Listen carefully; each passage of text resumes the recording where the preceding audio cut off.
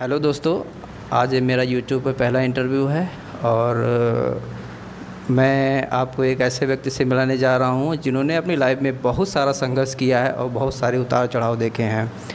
तो आओ चलते हैं उनकी कुछ स्ट्रेटजी के बारे में जानते हैं कि उन्होंने लाइफ में किस तरीके से सिलेक्शन लिए। कई सारे इन्होंने सिलेक्शन लिए, कई जगह फेल भी हुए, कई जगह इन्होंने सिलेक्शन भी लिए, अंततः फाइनली इनका सिलेक्शन हो गया। आओ इनकी स्ट्रेटजी के बारे में हम लोग पता करते हैं कि इन्होंने क्या क्या कैसे जो है सिलेक्शन लिया और क्या क्या चीज़ें फेस की अपनी लाइफ में।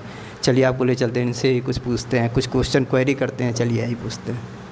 जी तुषार जी, थोड़ा सा अपने बारे में बताइए और कुछ क्वेश्चन भी हम आपसे लास्ट में पुट करेंगे तो उनका भी आंसर देखिए बताइएगा आप। चलिए फिर चलते हैं अपने तुषार भाई के पास, कुछ इनकी स्ट्रेटजी जानते हैं। सबसे पहले तो बहुत बहुत शुक्रिया मुझे ये अपॉर्चुनिटी प्रोवाइड करने के लिए कि मैं इस काबिल हूँ कि मेरा इंटरव्यू लिया जाए। और आशुतोष भैया जो कि मेरे एक बहुत अच्छे मित्र हैं और मैं इनकी लाइब्रेरी मैंने ज्वाइन किया है और मैं यहाँ पे पढ़ता था पहले। और अगर मैं अपनी बात करूँ तो मैं सीतापुर का ही रहने वाला हूँ, मेरी स्कूलिंग सीतापुर से ही हुई है। उसके बाद फिर मैंने इंजीनियरिंग करने में बाहर गया, देहरादून गया। उसके बाद फिर मैंने कई एग्ज़ाम दिए जिसमें कि टेक्निकल एग्ज़ाम भी थे और नॉन टेक्निकल एग्ज़ाम थे। गेट एग्ज़ाम दिया मैंने, graduate aptitude test in engineering, उसको 2 बार क्वालिफाई किया और उसकी मदद से मैंने एमटेक में भी एडमिशन लिया था। लेकिन फिर वो मुझे क्योंकि किसी कॉम्पिटिटिव एग्ज़ाम में मुझे सिलेक्शन चाहिए था और जॉब के लिए मैं फ़ाइट करना चाहता था, तो इसलिए मैंने फिर वो ड्रॉप करके फिर मैंने एग्ज़ाम की तैयारी करना शुरू किया। उसके बाद फिर मुझे सबसे पहली सफलता रेलवे जूनियर इंजीनियर की जो वैकेंसी आई थी 2018 में, सबसे पहली सफलता मुझे उसमें मिली। लेकिन उसमें मेरी वेटिंग लिस्ट में था, मैं वेटिंग लिस्ट का एक स्टूडेंट रहा और 3 साल लग गए मेरी वेटिंग क्लियर होने में। तो इस बीच मैंने बैंक की तैयारी करी, उसके बाद मैंने बैंकिंग के एग्ज़ाम भी क्लियर किए और इस बीच फाइनेंशियली इंडिपेंडेंट होने के लिए मैंने कई जगह प्राइवेट नौकरी करी, जिसमें कि मैं बाहर गया, बाहर खुद इंडिपेंडेंट होके रहा और नोएडा में मैं रहा काफ़ी टाइम फाइनेंशियली इंडिपेंडेंट होने के लिए। और उसके बाद भी मैं प्रिपरेशन करता रहा और फाइनली मेरा सिलेक्शन आरआरबी जेईई में जूनियर इंजीनियर जो कि वेटिंग लिस्ट में था वो क्लियर हो गया है। हाँ सर, आपने तो जो इस मतलब बताया है वो हमें लग रहा था कि आपने रेलवे जेईई पे कुछ थोड़ा सा ज़्यादा ही फोकस कर दिया।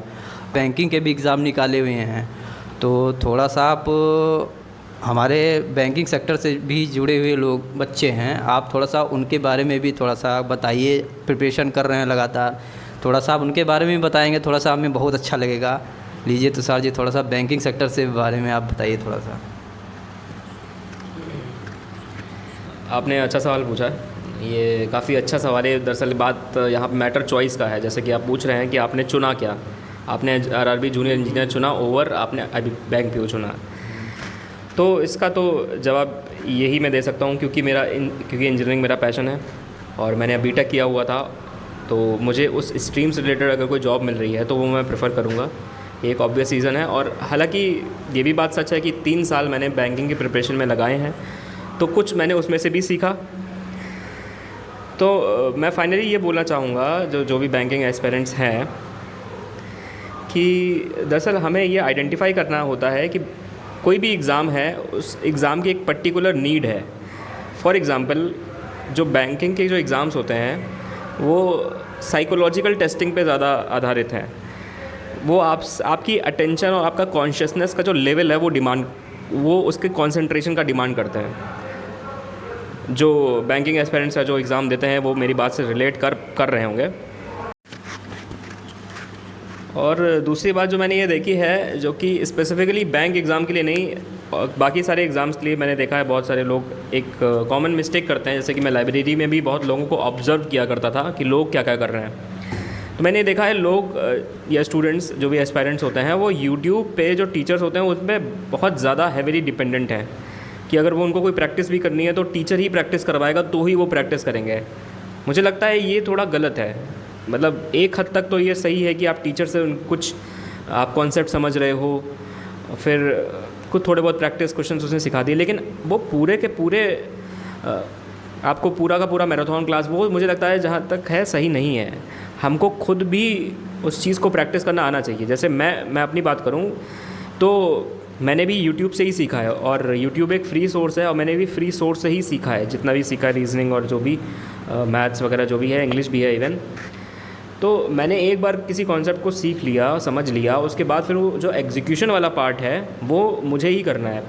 दरअसल एग्ज़ाम, अगर हम बैंक एग्ज़ाम की बात करें तो वो एग्ज़ाम प्रॉब्लम सॉल्विंग स्किल को टेस्ट करता है और आपके कंसंट्रेशन के लेवल को टेस्ट करता है।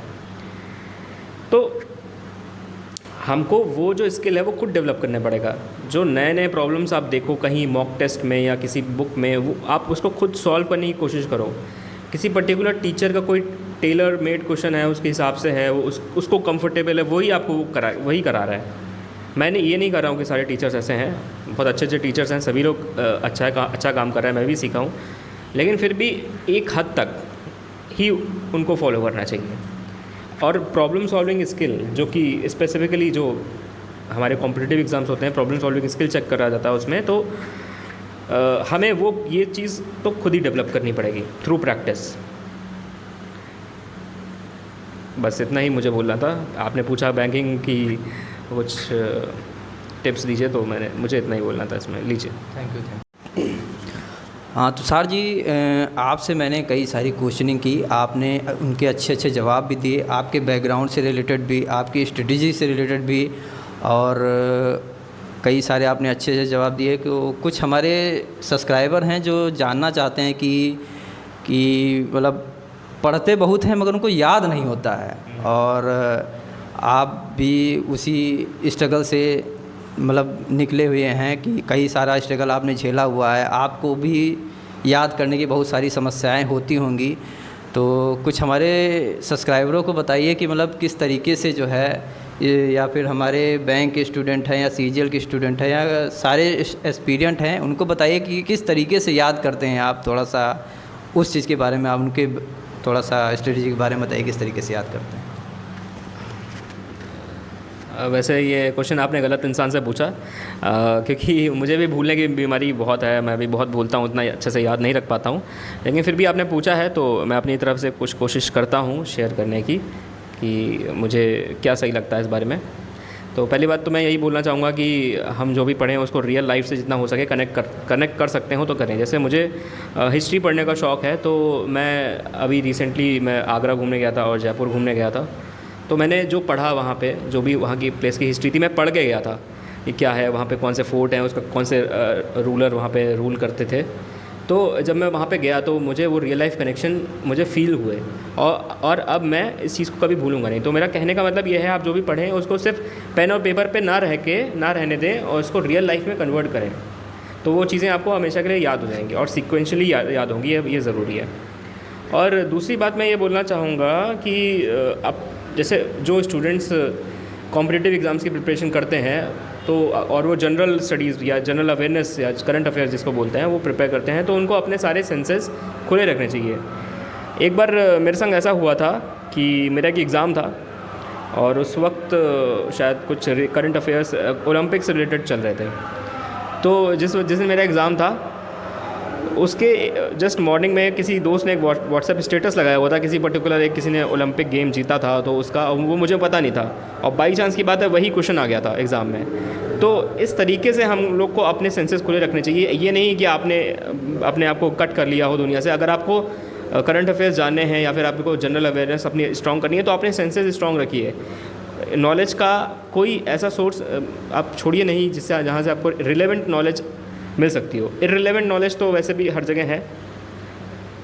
और तीसरी चीज़ अगर मैं एक पॉइंट और ऐड करूं तो ये हो जाएगा, जैसे कि मैं न्यूज़पेपर बहुत पढ़ता था, और इवन जो मुझे इम्पोर्टेंट आर्टिकल्स लगते थे मैं उसका कटआउट लेके उसको मैं एक कॉपी बनाई हुई थी, उसको मैं पेस्ट करता रहता था। तो कई करंट अफेयर्स ऐसे होते हैं, कई टॉपिक ऐसे होते हैं जो कि रिपीटेटिवली बार बार वो न्यूज़पेपर में पब्लिश होते हैं। अभी रिसेंटली जैसे नवंबर की बात करें तो हमारे इंग्लैंड के जो पीएम चेंज हुए थे, पहले कोई एक लेडी प्राइम मिनिस्टर बनी थी, उसके बाद फिर ऋषि सुनक बने थे।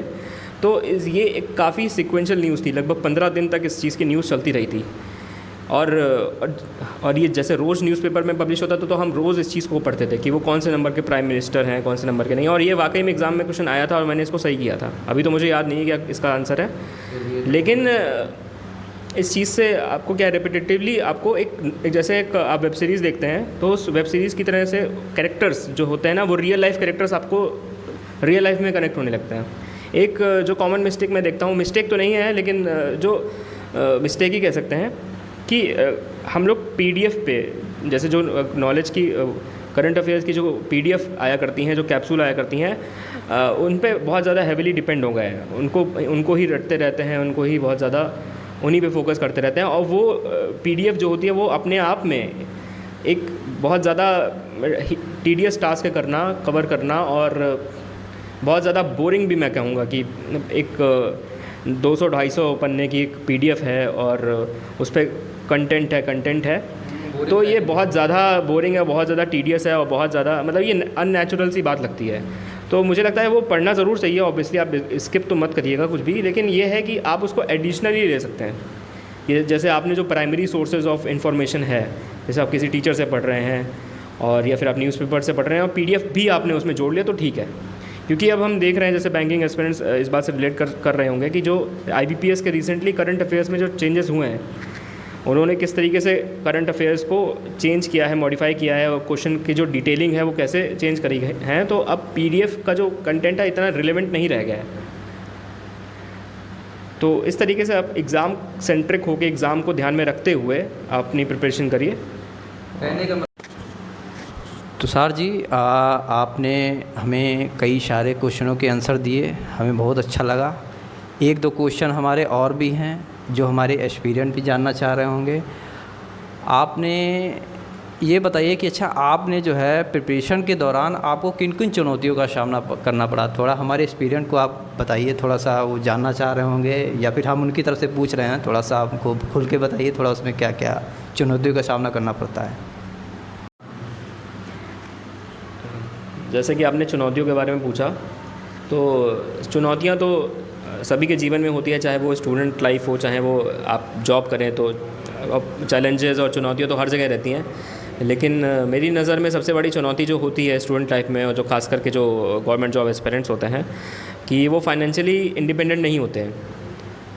वो अपने गार्जियंस पे, अपने पेरेंट्स पे डिपेंडेंट होते हैं, ताकि स्टूडेंट ऐसे ही रहते हैं जो अपने गार्जियन पे डिपेंडेंट रहते हैं। तो कहीं ना कहीं ये एक बहुत सीवियर प्रॉब्लम होती है जो कि उनको ग्रो नहीं करने देती है, उनकी ग्रोथ नहीं हो पाती है। और लाइफ में ग्रोथ जो होती है लाइफ का एक इंटीग्रल पार्ट होती है। एक टाइम के बाद आपको ग्रो अगर आप नहीं कर पा रहे हो, आप स्टैग्नेटेड हो, एक ही जगह रुके हुए हो, तो ये आपके स्ट्रेस का और आपके फ्रस्ट्रेशन का कारण बन सकता है। तो मैं यही सजेस्ट करूँगा कि आप कोई ना कोई अदर ऑप्शन, जैसे कुछ सोचिए, प्लान बी आप सोचिए। और अगर आपको प्रिपरेशन के दौरान आप उसमें कुछ अर्निंग भी कर पाएँ कि कोई जॉब करके कुछ करके, तो ये आपके मेंटल वेलबींग के लिए ज़्यादा अच्छा होगा। और एक ये बात है, दूसरी ये बात है कि आमतौर पे जो स्टूडेंट्स प्रिपेयर करते हैं वो जब तक कि उनकी एज लिमिट एक्सपायर नहीं हो जाती, जब तक कि वो ओवर एज नहीं हो जाते हैं, तब तक वो प्रिपेयर करते रहते हैं। और एकदम से अगर उनको सफलता मान लीजिए नहीं मिलती है, उनकी एज क्वालिफाई हो चुकी है, तो ये एक बहुत बड़ा स्ट्रेस का कारण बनता है कि अब उनके पास कोई और अदर ऑप्शन नहीं है और उन्होंने पहले भी इस बारे में नहीं सोच रखा। तो कुछ ना कुछ ऑल्टरनेट वे हमें ज़रूर सोच के रखना चाहिए। और कुछ टाइम डेडिकेट कर देना चाहिए कि हम प्रिपरेशन इस टाइम करेंगे। मान लीजिए हमें 3 बार सफलता नहीं मिल पाई, 2 बार सफलता नहीं मिल पाई, dependent upon the exam that you are trying to crack, तो आप टाइम बांध दीजिए। उसके बाद अगर नहीं, मान लीजिए नहीं सफलता मिल रही है, तो आप प्लान बी को एग्जीक्यूट करिए और साइड बाय साइड आप प्रिपेयर करिए, साइड बाय साइड एग्ज़ाम दीजिए। क्योंकि ग्रोथ एक बहुत ज़रूरी एस्पेक्ट है। आप ग्रो करना बहुत ज़रूरी है। आप रुके हुए नहीं रह सकते एक ही स्टेज पे, एक ही पोजीशन पे सालों तक, क्योंकि ये लाइफ को रोक देती है और स्टैग्नेट कर देती है, और कहीं ना कहीं ये अनहेल्दी भी है, मुझे लगता है। एक आपके कहने का मतलब है कि प्लान बी लेके चलना ही पड़ेगा अगर आपको आगे बढ़ना है। अगर आप सोच रहे हैं कि मतलब किसी भी तरीके से हम आगे भी स्टडी कर पाएँ, मतलब पढ़ पाएँ आगे, तो अगर गार्जियन पे डिपेंड नहीं रहना चाहते हैं तो तुषार जी का कहने का मतलब है आप प्लान बी लेके ज़रूर चलिएगा। थैंक तुषार जी, आप हमारे मंच पे आए, हमें बहुत अच्छा लगा, इसके लिए तहे दिल से धन्यवाद। और आप लोग हमारे चैनल को लाइक करें, सब्सक्राइब करें और इसी तरीके का वीडियो आपको हमारी चैनल में मिलते रहेगा। तब तक के लिए धन्यवाद तुषार जी, धन्यवाद। Thank you.